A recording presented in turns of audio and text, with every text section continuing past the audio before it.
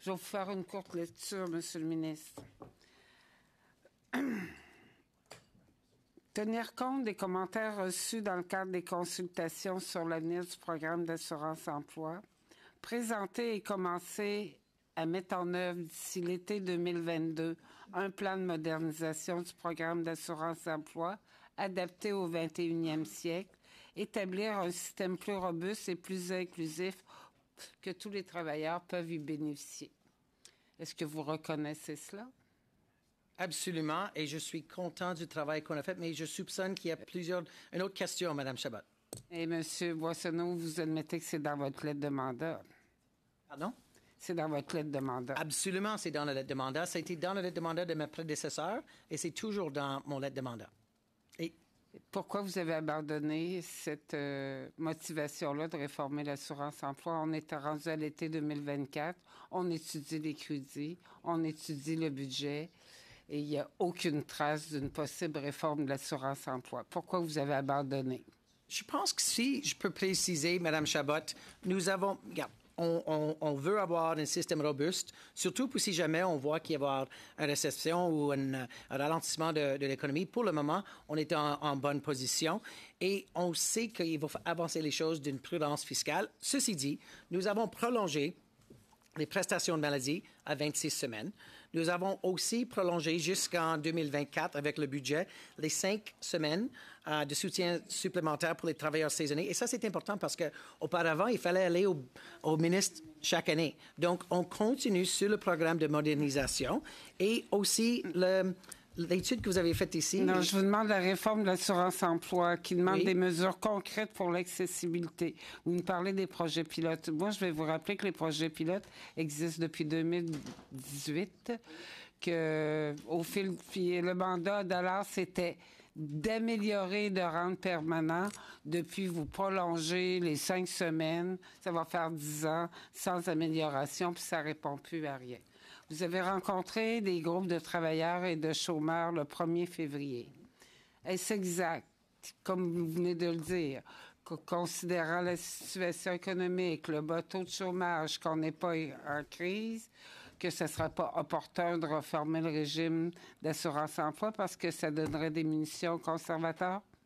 Je suis très content de partager avec vous aujourd'hui, Mme Chabot. Lors de cette rencontre, il y avait beaucoup d'intervenants qui ont voulu que j'avance et que le gouvernement avance sur la question de la nouvelle commission d'appel de l'assurance-emploi pour mieux servir les travailleurs, une conseil tripartite, si je peux le dire de la manière. 37 qui a été adopté puis qui tarde à être mise en œuvre. Je vous encourage d'être aux aguets et à l'affiche dans les journées qui suivent. Et je pense qu'il faut noter aussi qu'on a mis les nouvelles prestations pour les parents adoptifs dans le budget. Le temps file, Monsieur le Président. Vous avez, le 15 février dernier, suite à la rencontre que vous avez eue avec les groupes de travailleurs et les groupes de chômeurs, vous avez demandé à ces diverses organisations de vous fournir une liste des principaux changements qu'ils verraient dans l'attente d'une réforme globale. Ils vous ont écrit, ils vous ont demandé 3.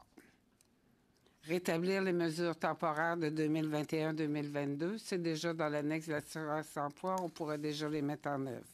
Mettre fin à la discrimination à laquelle sont confrontées les femmes dans le cadre des demandes d'indemnisation quand on combine les prestations de maternité parentale et régulière, et adapter le programme d'assurance-emploi pour tenir compte de la situation particulière des régions rurales qui dépendent de l'emploi saisonnier. C'est une lettre qui vous a été adressée le 15 février. Est-ce que vous lui avez répondu? Nous sommes en train de travailler avec le ministère pour répondre. Mais sur la deuxième question... Monsieur oui, vous n'allez pas croire jusqu'à quel point ça prend du temps pour avoir une réponse formelle. C'est naturel parce que je ne veux pas répondre avec pas de progrès.